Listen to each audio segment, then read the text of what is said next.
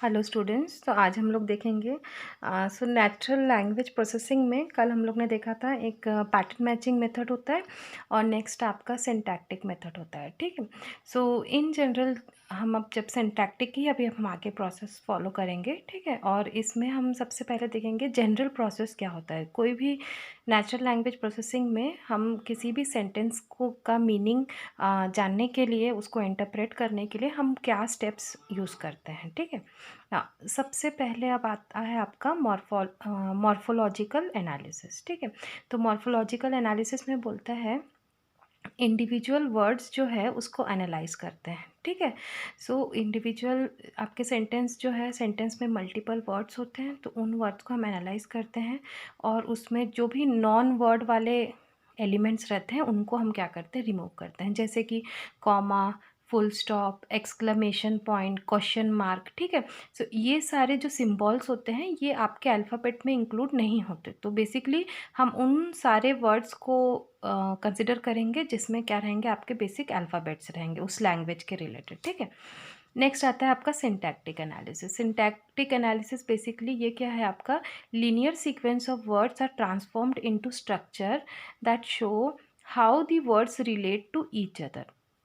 Some word sequences may be rejected if they violate the language rule for how words may be combined. ठीक है। जैसे यहाँ पे एक एग्जाम्पल दिया है, we will reject the sentence boy the go to the store. ठीक है। तो बेसिकली ग्रामेटिकली जो भी आपका जो सेंटेंस है, हाँ, वो अगर अप्रोप्रिएटली प्लेस्ड नहीं है तो वैसे सेंटेंसेस को अब हम यहाँ पे क्या करेंगे, रिजेक्ट कर देंगे। ठीक है।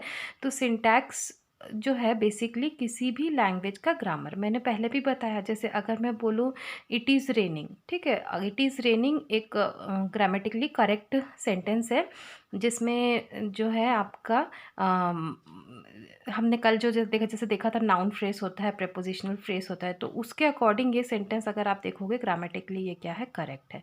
लेकिन रेनिंग इट इज़ जो है ये थोड़ा क्या है, मेरा गलत सेंटेंस है ग्रामेटिक वे में। ठीक है।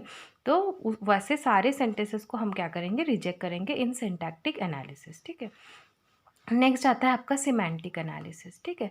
The structure created by syntactic analyze are assigned meanings. अब सिमेंटिक यानी बेसिकली हमेशा जब सिमेंटिक आता है वर्ड, इसमें हम बेसिकली मीनिंग्स को आइडेंटिफाई करते हैं।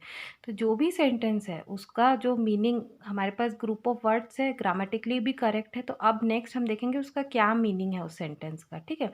सो mapping is made between the syntactic structure and object in task domain. Structures for which no mapping is possible is rejected. ठीक है। तो मेरे पास एक ग्रुप ऑफ वर्ड्स है, उसको मैं मैप करूँगी एग्जिस्टिंग जो भी मेरे पास स्ट्रक्चर है, उस स्ट्रक्चर से अगर वो मैच होगा तो उसका कुछ अप्रोप्रिएट मीनिंग में निकाल पाऊंगे। अगर वो उस स्ट्रक्चर से मैच नहीं हो पाया तो फिर उसका मीनिंग निकालना क्या है, इम्पॉसिबल है, तो फिर मैं वो सेंटेंस को क्या करूँगी, रिजेक्ट कर दूँगी। ओके। नेक्स्ट आता है आपका डिस्कोर्स इंटीग्रेशन।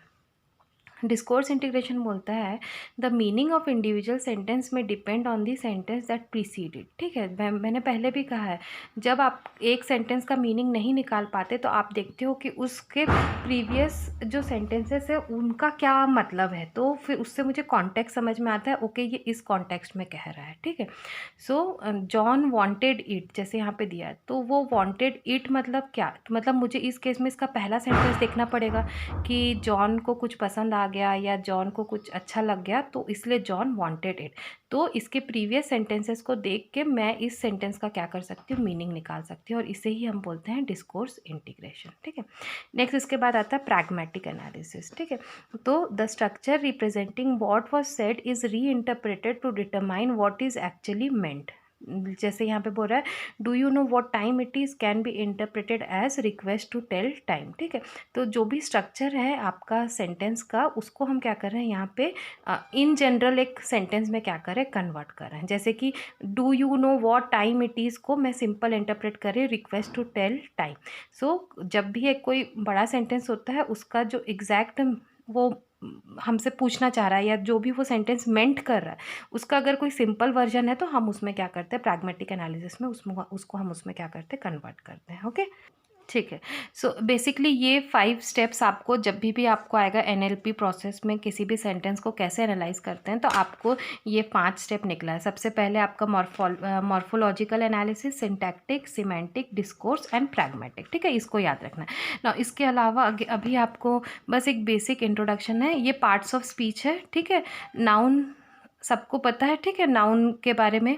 प्रोनाउन, तो ये सारी चीज़ें आपको पता होना चाहिए। ठीक है, प्रोनाउन जैसे आई, शी, एवरीवन, योरसेल्फ, ऐसे करके प्रोनाउन।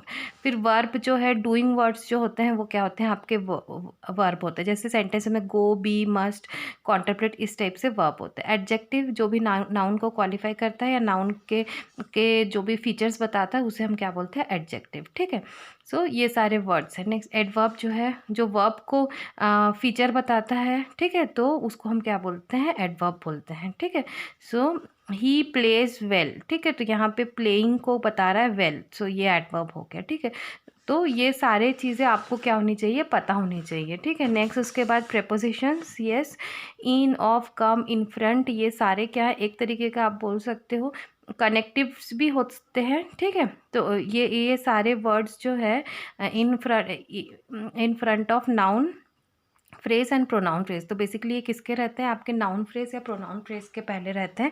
इन्हीं को हम क्या बोलते हैं, प्रेपोजिशंस बोलते हैं। ठीक है, एग्जांपल है in, of, opposite, until, after, at, by. ठीक है, और compound preposition in front of, because of, apart of, accord. तो ये आप एक बेसिक आइडिया होना चाहिए प्रेपोजिशन के बारे में। फिर कंजंक्शन जो है, आपके जॉइनिंग सेंटेंसेस होते हैं। दो सेंटेंस को जॉइन करने के लिए हम जो वर्ड्स यूज़ करते हैं उन्हें हम क्या बोलते हैं, कंजंक्शन बोलते हैं।